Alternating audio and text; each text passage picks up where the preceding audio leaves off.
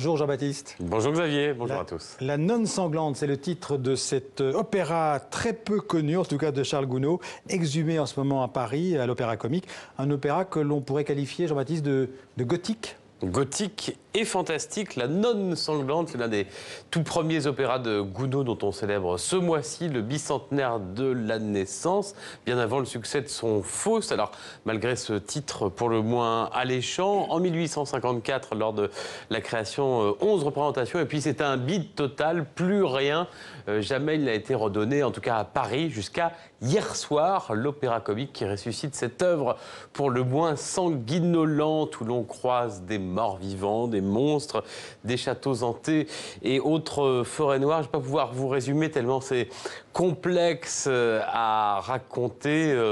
Tout ce qu'on peut dire, c'est qu'il y a quelque chose de Roméo et Juliette avec cet amour impossible entre deux membres de famille rivales. Je vous le disais, la première avait lieu hier soir. Triomphe de cette musique prenante. Et puis côté mise en scène, vous le voyez sur ces images, un romantisme noir. Je pense que vous n'avez jamais vu La Nonne sanglante. Xavier, je vous propose de la découvrir.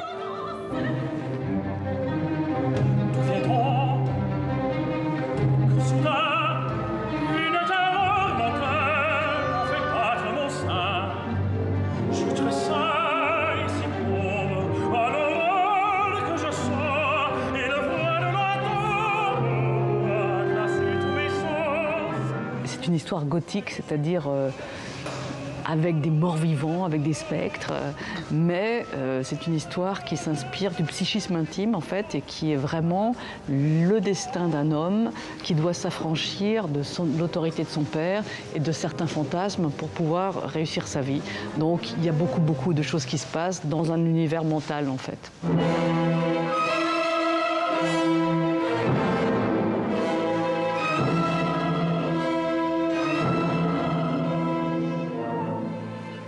L'irruption du fantastique dans l'opéra, il y a quelque chose d'un choc des mondes entre une culture pop et une culture dite noble. Et cette espèce de mélange-là, cette espèce de déhiérarchisation des styles, des disciplines, c'est pour moi absolument passionnant. Moi-même étant absolument fan de cinéma fantastique, de littérature frénétique, de romans gothiques, pouvoir entrer avec ces outils-là de la culture pop dans l'opéra, ouais, c'est passionnant.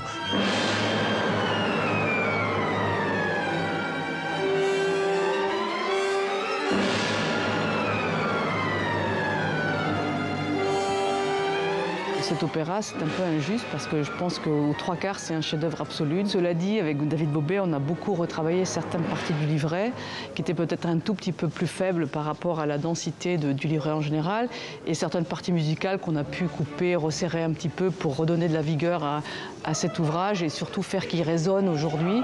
Et j'espère que cet opéra va retrouver le chemin des grandes scènes lyriques.